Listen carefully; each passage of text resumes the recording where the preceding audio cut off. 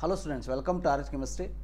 So ಈ ಒಂದು ವಿಡಿಯೋವನ್ನು ನೀವು ನೋಡುವಂಥ ಹೊತ್ತಿಗೆ ನೀಟ್ ಎಕ್ಸಾಮಿನೇಷನ್ ಹಾಲ್ ಒಳಗೆ ಹೋಗಿರ್ತೀರಿ. ಎಕ್ಸಾಮ್ ಮುಗಿಸ್ಬಿಟ್ಟು ಹೊರಗಡೆ ಕೂಡ ಬಂದಿರಬಹುದು. ನಿಮ್ಮ ಎಕ್ಸಾಮಿನೇಷನ್ ಚೆನ್ನಾಗಿ ಆಗಿದೆ ಅಂತ ಅಂದ್ಕೊಳ್ಳಂತೆ.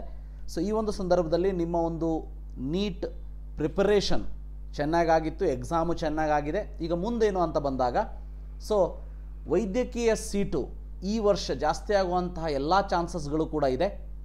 ಇದು ನಿಮ್ಮ ಒಂದು ಒಳ್ಳೆಯ ಗುಡ್ ನ್ಯೂಸ್ ಅಂತ ಹೇಳೋದಕ್ಕೆ ಇಷ್ಟಪಡ್ತೀನಿ. ಅಂದರೆ ಕರ್ನಾಟಕದಲ್ಲಿ ಇನ್ನೂ 5 ಹೊಸ ಕಾಲೇಜುಗಳು ಈ ವರ್ಷ ಸ್ಟಾರ್ಟ್ ಆಗಬಹುದು. ಗೊತ್ತಿರಲಿ, 100% ಆಗೇ ಬಿಡ್ತದೆ ಅಂತ ಹೇಳಲಿಕ್ಕೆ ಬರೋದಿಲ್ಲ. ಯಾಕಂದರೆ ಅಲ್ಲಿಯ ಎಲ್ಲ ಇನ್ಫ್ರಾಸ್ಟ್ರಕ್ಚರ್ ಆಗಿರ್ಬೋದು, ವ್ಯವಸ್ಥೆಯನ್ನು ಆಗಿರ್ಬೋದು, ಅವನ್ನೆಲ್ಲ ನೋಡಿಕೊಂಡು NMC ಅವರು ಪರ್ಮಿಷನ್ ಕೊಟ್ಟರೆ.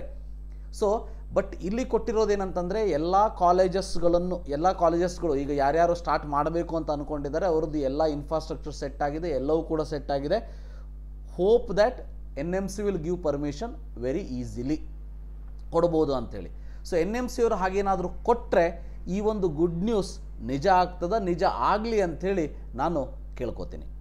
ಅದೇನಂತಂದರೆ ಕರ್ನಾಟಕದಲ್ಲಿ 5 ಕಡೆ ಹೊಸ ಕಾಲೇಜುಗಳು ಬರ್ತಾ ಇದೆ. ಅದು ಬೆಂಗಳೂರಲ್ಲಿ 2, ಕನಕಪುರದಲ್ಲಿ 1, ರಾಮನಗರದಲ್ಲಿ 1 ಮತ್ತು ಬಾಗಲಕೋಟದಲ್ಲಿ 1. ಈ ಪೈಕಿ ರಾಮನಗರದಲ್ಲಿ ಇರೋದು ಸರ್ಕಾರಿ ಕಾಲೇಜ್ ಅಂತ ಹೇಳಿದ್ದಾರೆ. ನನಗನ್ಸೋ ಪ್ರಕಾರ ಕನಕಪುರದಲ್ಲೂ ಕೂಡ ಒಂದು ಸರ್ಕಾರಿ ಕಾಲೇಜ್ ಆಗಿರ್ಬೋದು. ಬಟ್ ಉಳಿದಿರುವಂಥದ್ದು ಗೌರ್ಮೆಂಟ್ ಕಾಲೇಜಸ್ಗಳು. ಬಟ್ ಇದರಲ್ಲಿ ಎಷ್ಟು ಸೀಟುಗಳು ಸಿಗ್ತದೆ? ಮಿನಿಮಮ್ 100 ಸೀಟ್ ಅಂತಂದ್ರೂ ಕೂಡ 500 ಸೀಟ್ ಬಂದೇ ಬರ್ತದ ಅಂಥೇಳಿ.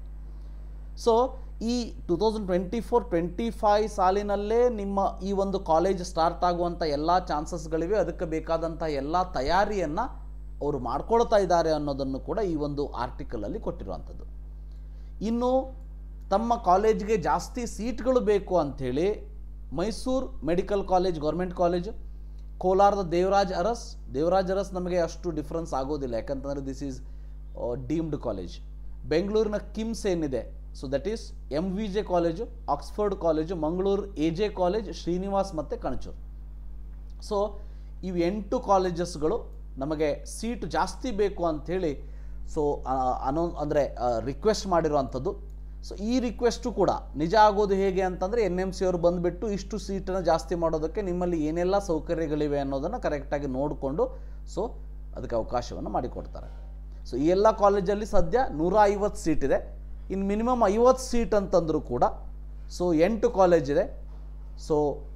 400 ಸೀಟ್ ಅಂತೂ ಜಾಸ್ತಿ ಆಗ್ಬೋದು. ಅಂದರೆ 500 + 400 ಅಂದರೆ 900 ಸೀಟ್ ಆದರೂ ಜಾಸ್ತಿ ಆಗ್ಬೋದು ಅಂಥೇಳಿ. ಇದಾದಮೇಲೆ ನೆಕ್ಸ್ಟ್ ಕ್ವಶನ್ ಬರುವಂಥದ್ದು, ಹಾಗಾದರೆ ಸರ್ ಸೀಟ್ ಜಾಸ್ತಿ ಆಯಿತು ಅಂದರೆ ಕಟ್ ಆಫ್ ಕಡಿಮೆ ಆಗ್ತದ? ದಯವಿಟ್ಟು ತಿಳ್ಕೊಳ್ಳಿ, ಆಗೋದಿಲ್ಲ. ಲಾಸ್ಟ್ ಇಯರ್ ಕಂಪೇರ್ ಮಾಡಿದರೆ ಈ ವರ್ಷಕ್ಕೆ ಡೆಫಿನೆಟ್ಲಿ ಕಟ್ ಆಫ್ ಏನಿದೆ ಅದು ಅಂದರೆ ಮಾರ್ಕ್ ವೈಸ್ ಅಂತ ಬಂದಾಗ 10 to 15 ಮಾರ್ಕ್ಸ್ ಅಂತೂ ಜಾಸ್ತಿ ಆಗೋದರಲ್ಲಿ ಯಾವುದೇ ಸಂಶಯ ಇಲ್ಲ. Will prepare for the worst ನಾವು ಥಿಂಕ್ ಮಾಡೋಣಂತೆ. ಅದಕ್ಕಿಂತ ಒಳ್ಳೇದೇನಾದರೂ ಆತಂದ್ರೆ that is best for us. Minimum 10 to 15 marks ಅಂತೂ ಜಾಸ್ತಿ ಆಗ್ತದೆ. 900 ಸೀಟಲ್ಲ, ಬೇಕಾದರೆ 5000 ಸೀಟ್ ಜಾಸ್ತಿ ಆದರೂ ಕೂಡ. ಯಾಕಂತಂದರೆ number of students who is going to write the exam it is more. Last year ನೀವು ಕರ್ನಾಟಕದಲ್ಲಿ ನೋಡಿದರೆ ಆಲ್ಮೋಸ್ಟ್ 1,35,000 ಇತ್ತು. ಈ ವರ್ಷ 1,54,000 ಬರಿತಾ ಇದ್ದಾರೆ ಕರ್ನಾಟಕದಲ್ಲಿ.